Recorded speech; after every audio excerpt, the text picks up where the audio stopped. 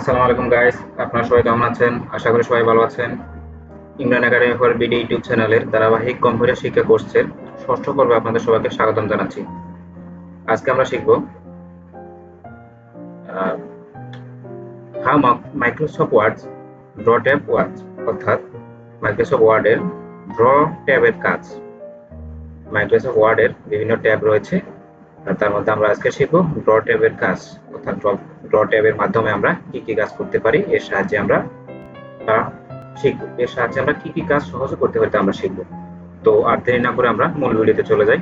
মূল ভিডিওতে যাওয়ার আগে এখনো যারা আমাদের channel Imran academy for BD subscribe করে নাই, তারা দ্রুত সাবস্ক্রাইব করে বেল আইকন ক্লিক করে আমাদের সাথেই থাকুন। তো আজকে ক্লাস হচ্ছে আমরা ড্র ট্যাব সম্পর্কে বিস্তারিত জানবো। তো আমরা যদি ড্র ট্যাবে আসি, প্রথমে আসবে ইরেজার। ইরেজারের কাজ হচ্ছে মুছে ফেলা, অর্থাৎ আমরা যখন কোনো কাজ করব, এই কলমগুলোর সাহায্যে আমরা যখন কোনো ড্র করব, তখন ইরেজারের সাহায্যে আমরা সহজে মুছে ফেলবো। দেখতে পাচ্ছেন আমরা যখন ইরেজারে ক্লিক করবো সব মুছে যাচ্ছে।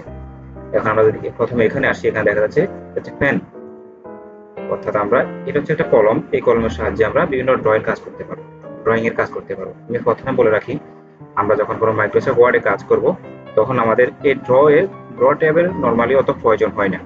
এটা প্রয়োজন হয় কোনো ড্রয়িং অথবা গ্রাফিক্সের কাজ করার ক্ষেত্রে এই ট্যাবটার প্রয়োজন হয়, বা বিভিন্ন গণিতের বিভিন্ন অঙ্কর ক্ষেত্রে এই ট্যাবটার এই ড্র ট্যাবের প্রয়োজন হতে পারে। নর্মালি মাইক্রোসফট ওয়ার্ডে আমরা বিভিন্ন চিঠিপত্র লেখার ক্ষেত্রে ড্র ট্যাবের এত প্রয়োজন হয় না। তো এখন আমরা আসি এই ফ্যানের এখানে। আমরা যদি ব্ল্যাক কালার ক্লিক করি, তো দেখতে পাচ্ছেন এখানে আমাদের যদি একবারে ছোট থেকে বড় বিভিন্ন, অর্থাৎ এটা হচ্ছে সাইজ, এটা হচ্ছে একটু চিকন। আর আমরা যদি ক্রমান্বয়ে আস্তে আস্তে মোটার দিকে আসি, এই কলমটা আরো মোটা। তো এই কলমের সাহায্যে, ব্ল্যাক কলমের সাহায্যে আমরা বিভিন্ন ড্রয়িং এর কাজ করতে পারি। অর্থাৎ যে ড্রয়িংটা আমরা ড্রয়িং পেপার উপরে হাতে কলমে কাজ করতাম, সেটা আমরা এখন কম্পিউটারের সাহায্যে এখানে কাজ করতে পারি। তো আমরা এরপরে কলম আসলে এখানে দেখা যাচ্ছে এটা হচ্ছে পেন্সিল, অর্থাৎ আমরা যখন কোনো ড্রয়িং এর কাজ করব কম্পিউটারে, তখন আমরা পেন্সিল ব্যবহারটা এর মাধ্যমে করতে পারি। পেন্সিল ব্যবহারটা ঠিক কিরকম দেখতে পাচ্ছেন, বাস্তবে যখন আমরা পেন্সিল ব্যবহার করি ঠিক এরকম হয়। এখানেও ঠিক একই রকম পেন্সিলের ব্যবহারটা একটু মোটা হলে আপনারা সহজে বুঝতে পারবেন। এই যে এরপর আসে আমরা, এটা হচ্ছে হাইলাইটার। হাইলাইটারটা বোঝানোর জন্য আমরা এগুলো সব ডিলিট করে দিয়ে আমরা যদি একটা টেক্সটে আসি, কোনো অফিসে অথবা যে কোনো ব্যবসা প্রতিষ্ঠানে যখন আমরা কোনো টেক্সট লিখি, ওর মধ্যে যে কিওয়ার্ডটা আছে অর্থাৎ ইম্পর্টেন্ট যে ওয়ার্ডটা আছে, ওটা মার্কিং করার জন্য যে কলমটা ব্যবহার করি, সেটা হচ্ছে এই হাইলাইটার। এখানে বিভিন্ন কালার রয়েছে। আমরা যদি ইয়েলো কালারটি নিয়ে থাকি, যদি আমরা সাপোজ আমাদের এই ওয়ার্ডগুলো এখানে টেক্সটের মধ্যে যদি মাইক্রোসফট ওয়ার্ডটা কিওয়ার্ড হয়ে থাকে, তাহলে আমরা এভাবে এটা হাইলাইট করে দিতে পারি। এভাবে আমরা হাইলাইট করে দিতে পারি। তো এটা আরো আপনি যে কোনো কালার ইউজ করতে পারেন। আপনার যদি গ্রিন ইউজ করতে, এটা ইউজ করতে পারেন গ্রিন। আপনার যদি রেড মনে হয়, আপনি রেডটা ব্যবহার করতে পারেন। এটা হচ্ছে আপনার ইচ্ছা মতো ব্যবহার করতে পারেন। পরবর্তী আসলে দেখা যাচ্ছে এখানে অ্যাড, অর্থাৎ আমরা যে তিনটা, এটা হচ্ছে পেন, এটা হচ্ছে পেন্সিল, এটা হচ্ছে হাইলাইটার। দেখতে পাচ্ছেন পেন্সিল, পেন, হাইলাইটার। আমরা এটা আরো বাড়াইতে পারি। আমরা যদি একটা হাইলাইটার ক্লিক করি, একটা হাইলাইটার যোগ হয়ে গেছে। আমরা যদি আরেকটা হাইলাইটার ক্লিক করি, আরেকটা হাইলাইটার যোগ হয়ে যাচ্ছে। অর্থাৎ আপনি যত ইচ্ছা আপনি এখানে এগুলো যোগ করতে পারেন। তো নর্মালি আমাদের তিনটা হলে চলে, তাই আমরা আর এগুলো অতিরিক্ত করে রাখবো না। এরপর হচ্ছে একটা স্কেল। স্কেলের কাজ হলো, আমরা যখন কোনো হার্ড কপিতে কোনো ড্রয়িং পেপারে যখন কোনো ড্রয়িং করি, তখন স্কেলের সাহায্যে আমরা সঠিক দাগ বা পরিমাপ টানি। তো এখানে ঠিক একই রকম আপনি স্কেলের সাহায্যে পরিমাপ টানতে পারেন। এক্ষেত্রে আপনি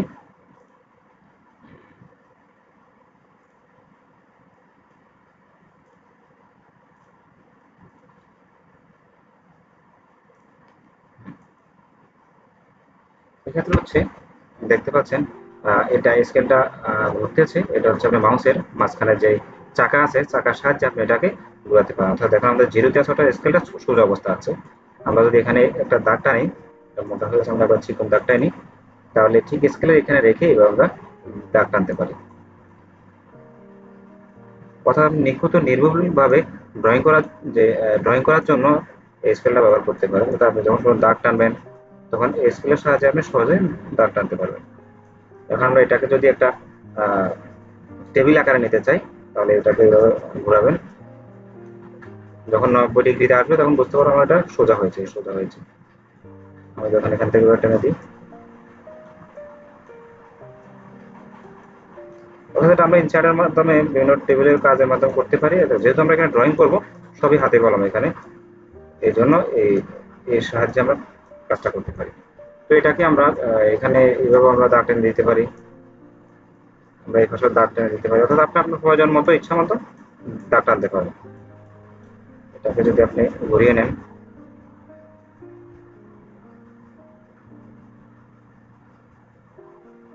শুরুতে আমরা যদি উপরে দাগ টানার আমাদের প্রয়োজন আমরা এখানে দাগ টানতে পারি। আপনার যদি কোনো টেক্সটের নিচে প্রয়োজন হয় যে আপনি নিখুঁতভাবে দাগ টানবেন, আপনি এখান থেকে সাজিয়ে দাগ টানতে পারেন।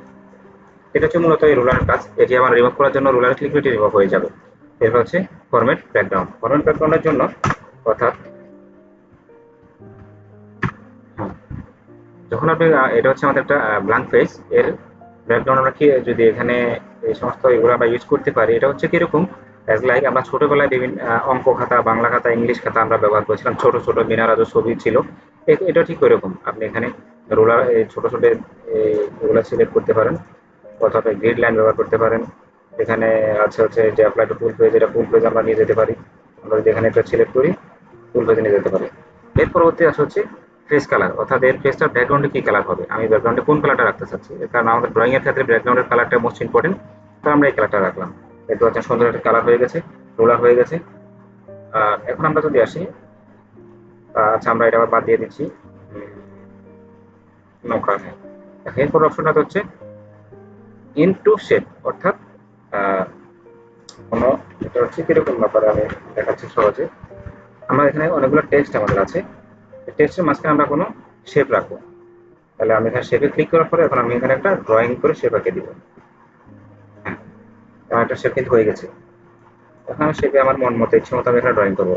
আমার যেই পেন আমার প্রয়োজনের যে কলম প্রয়োজনের সাহায্যে আমি ড্রয়িং করার পরে এটা আমি এর মাঝখানে রাখবো, অর্থাৎ আমি এই টেক্সটগুলোর মাঝখানে আমার ড্রয়িংটা রাখবো। এই রাখার জন্য আমাকে প্রথমে কি করতে হবে,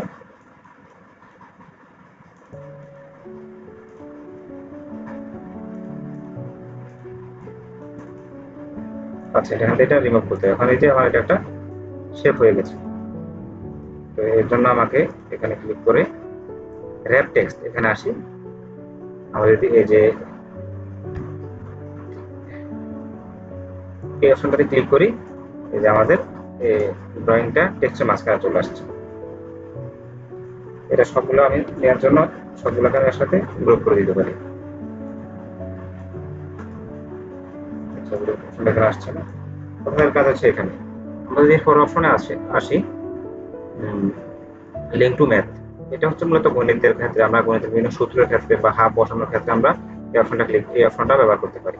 সেটা হচ্ছে এজন্য আমরা প্রথমে এগুলোকে ডিলিট করে দিচ্ছি। আমি যদি হাফ লিখি ড্রয়িং এর সাহায্যে, তো আমরা এখানে এটা ব্যবহার করতে পারি। আমরা প্রথমে একটা হাফ দিলাম, এখানে 1 দিলাম, এখানে 2 দিলাম। দেখুন আমাদের হাফ উপর হয়ে গেছে। আমরা যখন এখানে ইনসার্ট দিলাম হাফটা আমার বসে গেছে। অথবা আমি এটাকে আরো সহজে আমি আপনাদের দেখাচ্ছি। প্রথমে হচ্ছে আমার ড্রয়িং ইনটু ম্যাথ, আমি যদি এখানে আবার লিখি 1 2 যোগ 2 and 2 and, আমি এখানে লিখেছি, এটা কিন্তু এখানে হয়ে গেছে। আমি যদি এখানে একটা ব্র্যাকেট দিয়ে দিই,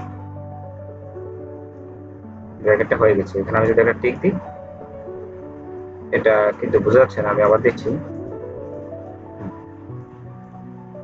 আমি এখানে একটা টিক দিলাম, এটা টিক হয়ে গেছে। টিক দিয়ে আমি এখানে একটা এন দিলাম, দেখি কি হয়, এন হয়ে গেছে। আমি একটা এটারে ডাব্লিউ বানা দিলাম, ডাব্লিউটা কিন্তু হয় এখানে জে হয়ে গেছে।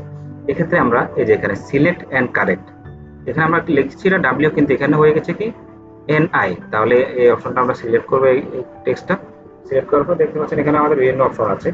এখানে আমরা ডাব্লিউ দিচ্ছি কিন্তু ডাব্লিউ আসে নাই, এটা আমরা আবার লিখতে পারি। লিখার জন্য আমাদেরকে দিতে হবে,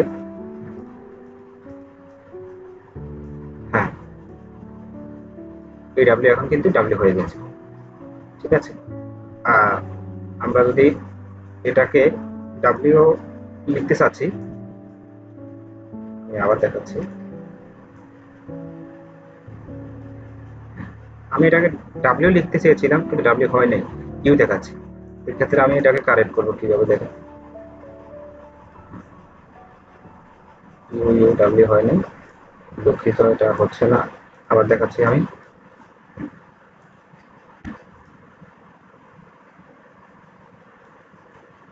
হয়ে গেছে যে ডাব্লিউ। এখন এটা যখন আমি ইনসার্ট করব আমার এখানে সবগুলা এই যে হয়ে যাবে। এই কাজটা কয়েকভাবে করা যায়। এটা তো আমরা ড্রয়িং এর সাহায্যে করেছি, এটা কিন্তু আপনি কিবোর্ডের সাহায্যে করতে পারেন। কিবোর্ডের সাহায্যে কিরকম, আপনি কিবোর্ডের আলটা প্লাস ইজিক্যাল টু অর্থাৎ প্লাস বাটন ক্লিক করবেন, করার পর আপনার এই ঘরটা আসবে, তখন আপনি 1/2 দিচ্ছেন, এটা কিন্তু 1/2 হয়ে গেছে, 1/3 হয়ে গেছে। এবার করতে পারেন। অথবা আপনি এই কাজটাকে প্রোগ্রামের সাহায্যে এখানে আপনি যখন ইনসার্টে যাবেন, এখানে ইকুয়েশন অপশনে ক্লিক করে এখানে বিভিন্ন ঘর আছে ইকুয়েশনের, এগুলোর সাহায্যে আপনি করতে পারবেন। এই যে ইকুয়েশন আছে এগুলোকে নিয়ে এসে এখানে আপনি কাজ করতে পারবেন, আপনার যেটা প্রয়োজন তাই ইচ্ছা মতো কাজ করতে পারবেন। তো আমরা পরবর্তীতে আসি, এগুলো আসলে আমাদের প্রয়োজন নেই। তো আপনারা তখন আমাদের সাথে থাকা অনেকক্ষণ সাথে ছিলেন, আশা করি ভিডিওটা বুঝতে পেরেছেন। যে এরপরে যদি কারো কোনো বুঝতে সমস্যা হয়ে থাকে তাহলে কমেন্ট বক্সে আপনারা কমেন্টসের মাধ্যমে জানাবেন, বা আপনাদের যে কোনো প্রশ্ন উত্তর আপনারা কমেন্ট বক্সে জানাবেন, আমরা সর্বোচ্চ চেষ্টা করবো আপনাদের উত্তর প্রদানের জন্য। তো সবাই ভালো থাকবেন, সুস্থ থাকবেন, আল্লাহ হাফিজ।